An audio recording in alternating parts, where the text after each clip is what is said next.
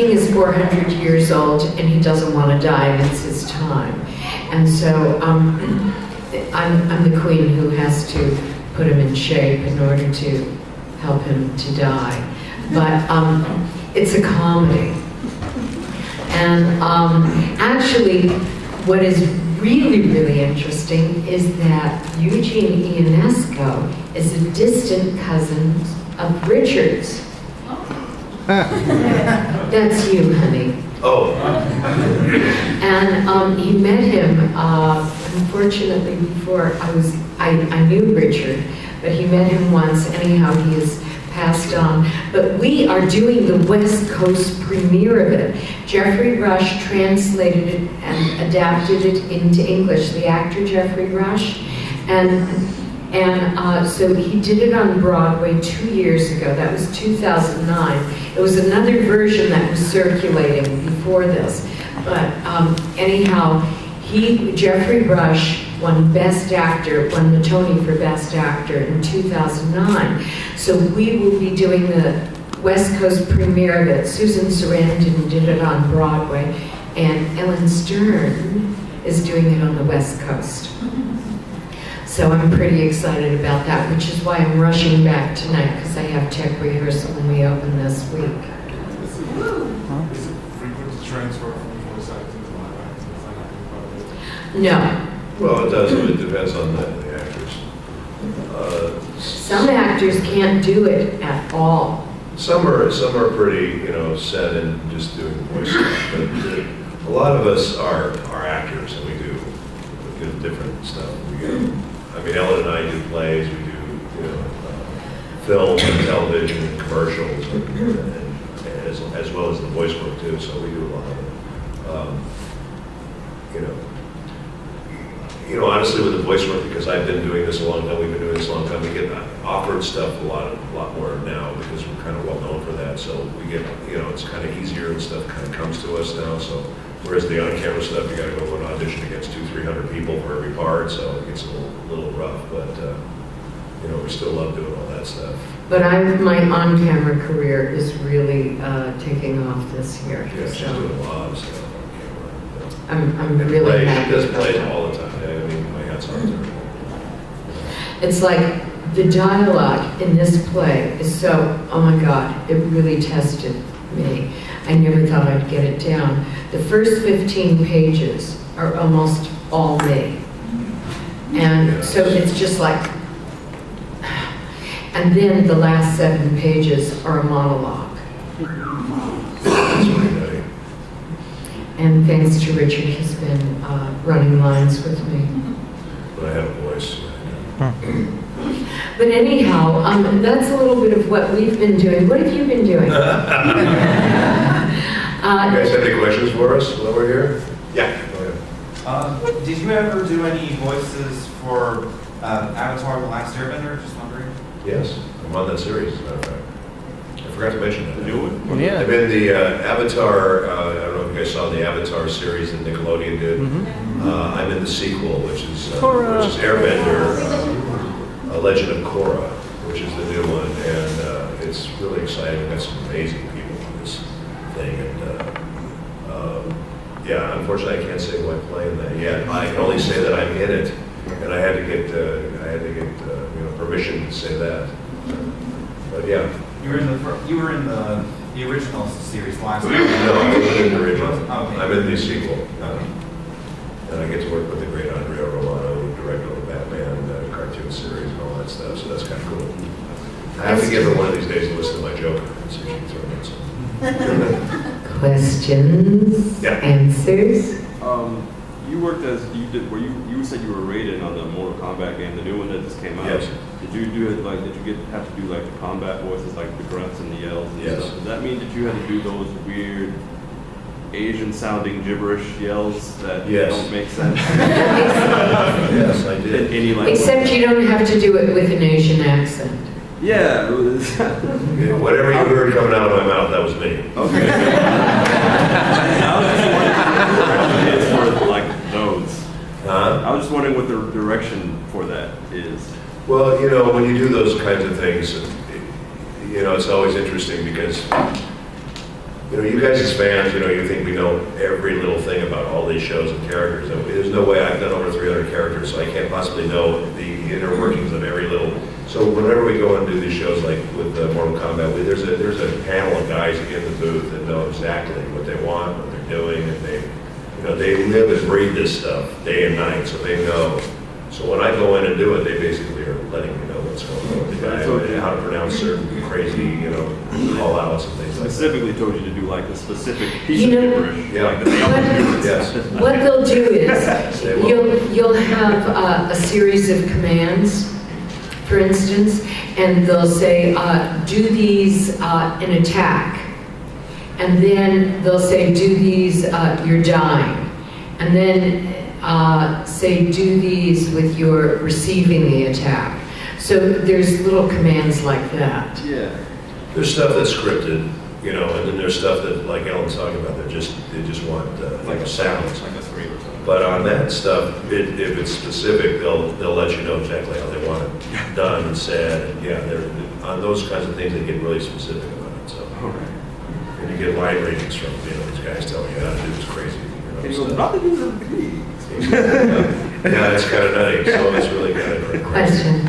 With some of the characters you play, have you ever wanted to learn some of the things they're talking about or some of the skills that they have? No.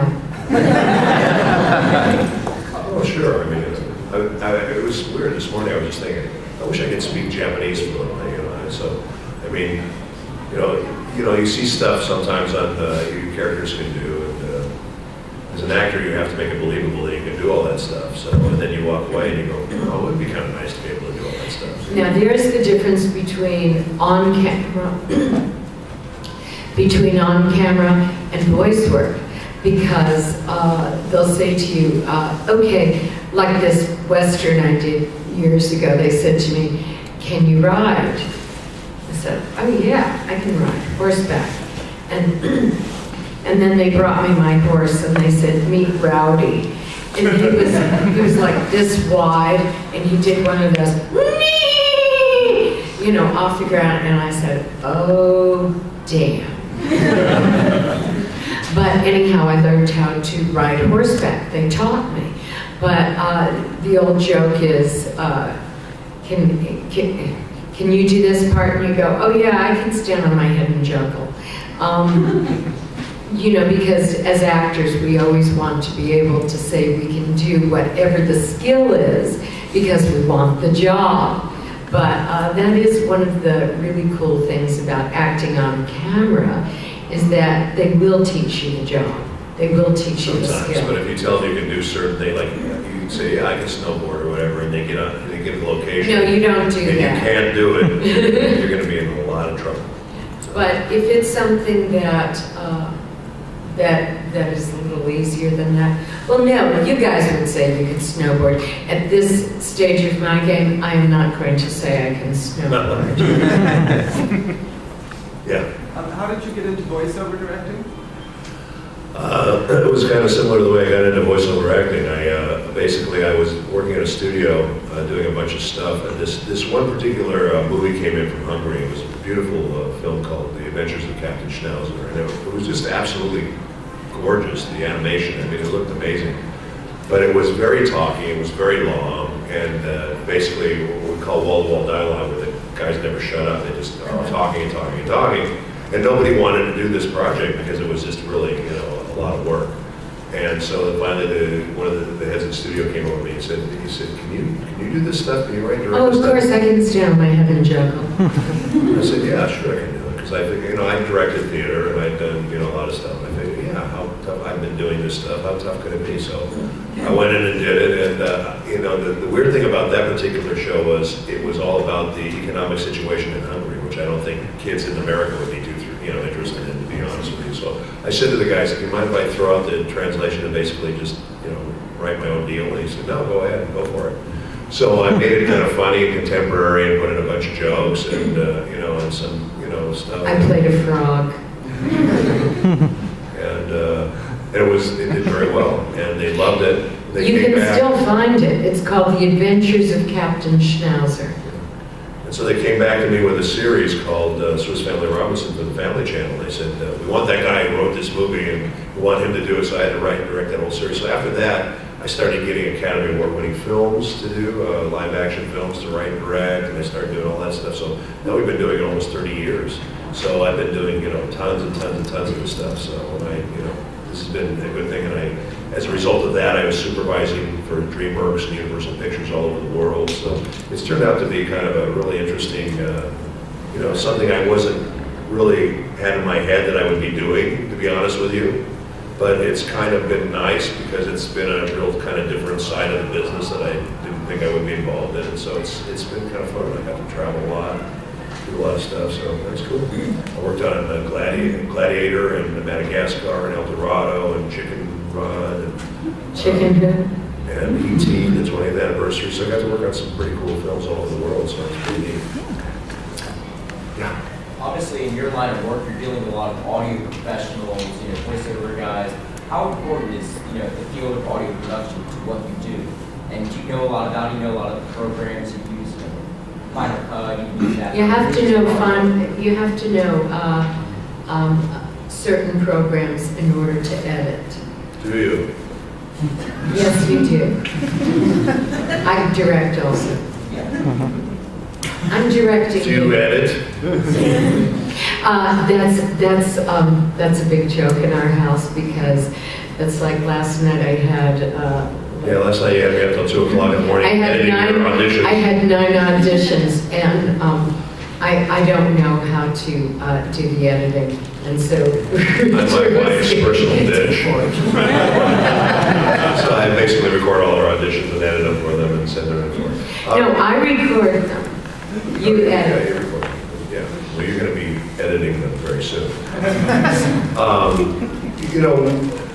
We basically, the nature of the business now is basically people do their own auditions at home now, which is really much better than we used to be with William Morris, and we'd have to go in and do our auditions. And we'd wait like 2 hours. 2-3 hours. And all the every day. celebrities would come in and go in before us. And Well, it didn't even matter, celebrities or not. We'd be stuck there for 2-3 hours a day. And it It's took an hour to always got that get time. there, an hour to get back, so it was basically, that was your day. Your day was shot. Yeah. So it's much better now. We can do the stuff, we record on Pro Tools with an M-Box, and I travel with it, so I take it with me, and both of us have gotten a bunch of auditions while we've been here, so in fact, I got 10 back in the room as soon as I'm done with that. And speaking of Pro Tools, when we used to record years ago, this was before Pro Tools, and we had to do the line over and over and over and over again until it really fit.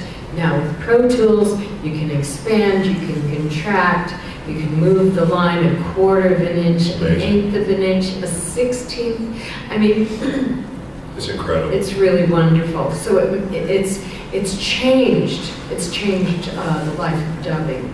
And when we started, there was no beeps. Now there's beeps that beep you into where you start the line. Before, you basically had to grab it on the fly. You had to look at the time code on the bottom of the show, and look at the script and see where the time code was, see where that mouth started to open, and try to grab it on the fly. And it's just much better now with the beeps because you don't have to think about that stuff. You can just be the character and just do your work and not have to, sit there for the... Right, but also what it's done, it trained us in a way that people today don't train because we really had to be good. You had to be good, otherwise you couldn't do it. Especially Yes. dubbing, it's a very, very specific type of talent. Very Yes. few people can do it, yeah. What other changes have occurred since you guys first started with your voice acting? I mean, professionally, technically, like via like social circles, via the professional circles you run in.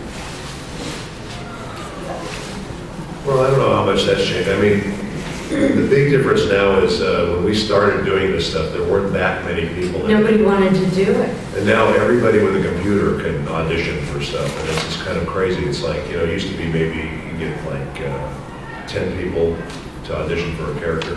Now there's thousands of people that audition for characters, or thousands of people that audition for commercials, and thousands, so So that's a little crazy, and it's a little daunting. So every time you do get a job, that's pretty amazing, you know. And let me just add to that there are 50 gazillion roles for men, and there's 2 for women.